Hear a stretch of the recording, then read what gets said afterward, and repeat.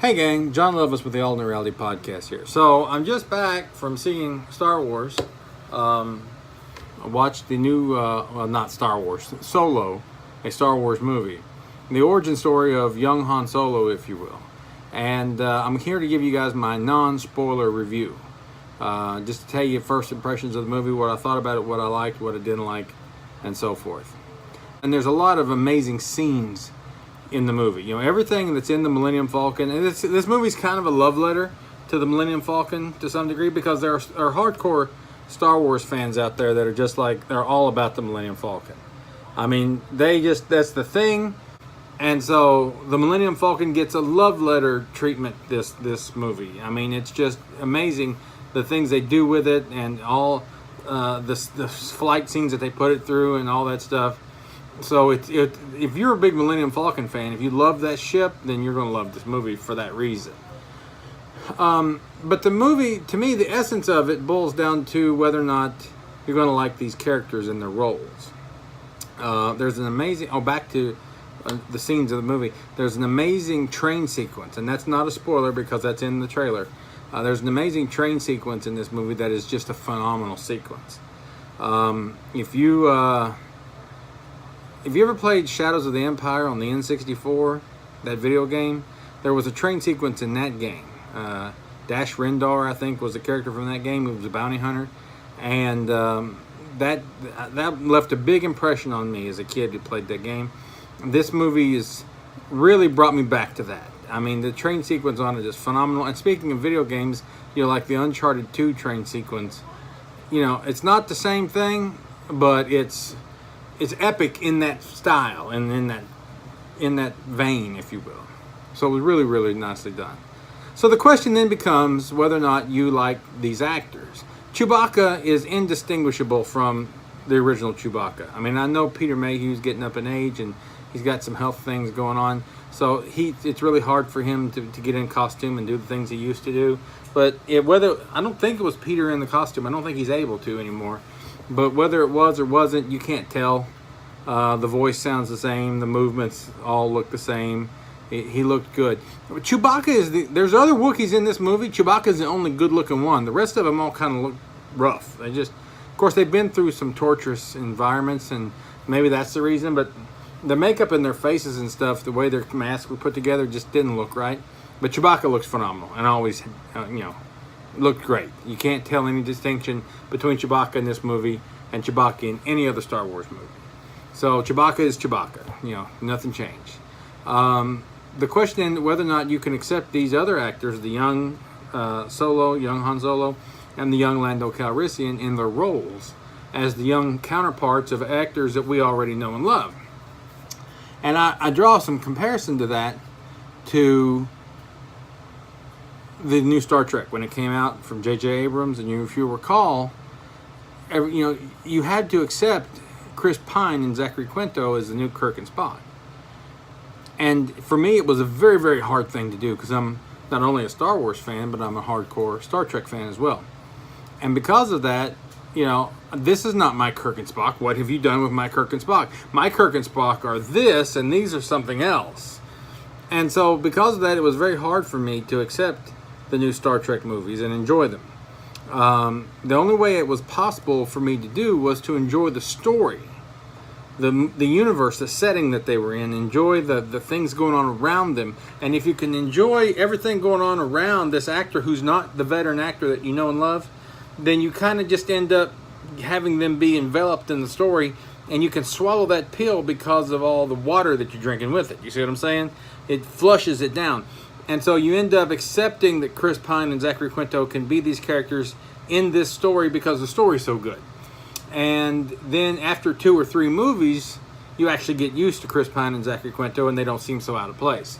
The same thing was kind of true with the new actor, and I don't even know his name, the new actor playing Han Solo in this movie. Is he a good Han Solo? Is he a good Harrison Ford? No, there's only one Harrison Ford. And so because of that, you're going to sit there through this whole movie going, that's not Han Solo. Does it look like Han Solo? Does it sound like Han Solo? Doesn't even really particularly act like Han Solo, and we'll get to that in just a moment. But the things going on around him, the story that they've constructed is pretty good. And because it's pretty good, when you swallow all that water with the pill that is not my Han Solo, you can get through it. You can stomach it. And so because of that, if you just are responding to how good the movie was, then you're left in the place where you're going, man, that was a pretty good movie, despite the fact that that wasn't my Han Solo. Now, to counteract that, this Donald Glover guy, I believe is who that is, playing the young Lando Calrissian, is very good at what he's doing. I mean, he's channeling Billy Dee Williams. And it's very believable that this could be young Lando Calrissian. He does a really, really, really good job of bringing that old actor into this new performance. But I thought that this Donald Glover guy did a really, really, really impressive job as Lando Calrissian, and it was very easy for me to believe that that was young Lando. I mean, his voice, his accent, his mannerisms, the way he spoke, everything, the way he carried himself, the costumes, he got them capes on. Lando always got a cape on. So those were very good. The other actors in the movie were all really good. Woody Harrelson plays a great character in the movie. I like him. Everybody else was passable. There's some good droid work done in this movie. And so the droids, I think that Lucasfilm has done a lot. It's like in Rogue One with that droid in that movie. And I forget the designation of the call letters. And in this droid in this movie, with bringing those characters really to life in a way that they had trouble with before, because it was hard to do that before CGI. So yeah, the female droid that was a compatriot to Lando in this movie was very well done. I liked her a lot. The story was great. The story had a lot of ups and downs, backs and forths, and it's leading you to one place, and then it doubles back on you and does a different thing, and it always kind of leaves you in a place where you're scratching your head. But at the end of the day, it was a very satisfying and fun ride. Of course, there's some things you knew you were going to get to see. You knew you were going to get to see Han and Chewie meet for the first time, and you knew you were going to get to find out how the Millennium Falcon ended up in Han's possession. Now, I don't consider that a spoiler because I didn't tell you how it happened, but those are things that they allude to in the Star Wars movies, but they don't really tell you how it happened. You knew they had to they couldn't resist themselves. They had to explain it.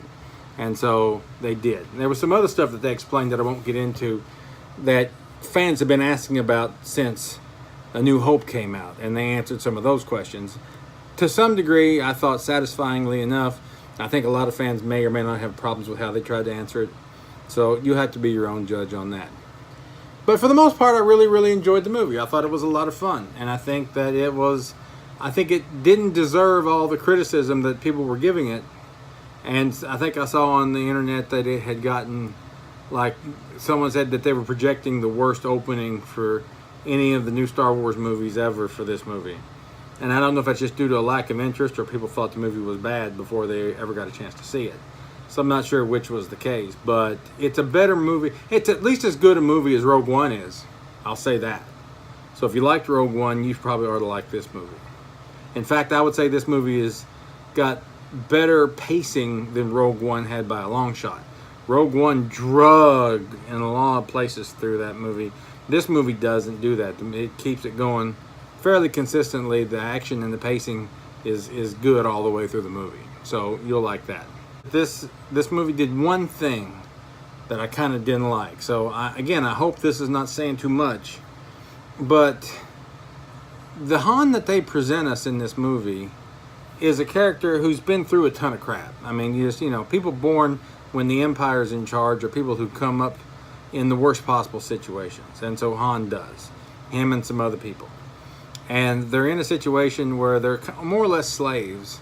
And he's trying to make it out. And he's trying to figure out how to manage his way in the galaxy and be his own man. He wants to get his own ship. He wants to see the galaxy. He wants to be a pilot. He wants to do all that stuff. And so the movie puts him through a lot of paces where you would figure what they would try to do in this movie was harden Han Solo. Make him a chiseled, hardened criminal. So that by the time we meet him in episode 4, he is the scoundrel and the rogue that he was when they met him in the cantina in Mos Eisley. And over the course of episode 4, these heroes wear him down and appeal to his better nature, which for the most part either he didn't have or had put so far away that you couldn't find it anymore. And by the end of A New Hope, he actually finally comes to grip with that and decides to do the right thing. But it was about Han making a choice. Han deciding to go from being the bad guy to being the good guy in A New Hope. That's a very essential character moment that happens in that movie. This movie, the way they portrayed Han, was the guy who's basically always trying to do the right thing, but trying to make a dollar at the same time, which is a different thing than what I think Han Solo was in Episode 4. Because in Episode 4, Han Solo didn't care about anybody except maybe Chewie. To this movie, basically Han Solo seems to care about everybody. But he just wants trying to get paid too. And the only time that he would even think about doing the wrong thing to somebody is if they like double-crossed him or something like that. But if for the most part, Han tries to be honorable, tries to do the right thing, tries to live by code, tries to be a good guy. And he, one of the characters even comments in the movie, "You are one of the good guys." And that's not who Han Solo was, at least in Episode 4 when we met him. So one of two things has happened here.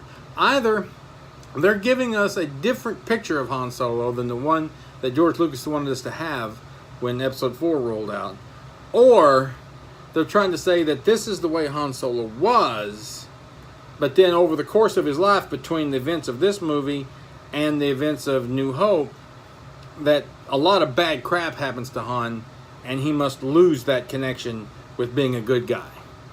But if that's the case that they're making, they didn't make it very well. They really seem to me to be saying that Han always was really a good guy. He really always was. He just got in over his head and got in debt and was trying really hard to save his own life and not get killed by Jabba and the bounty hunters and that were after him. And so he had to do some bad things to try and make it through. But for the most part, Han's always been a good guy. And I disagree with that. I think, no, Han was not a good guy. Han was a terrible person when we meet him in Episode 4.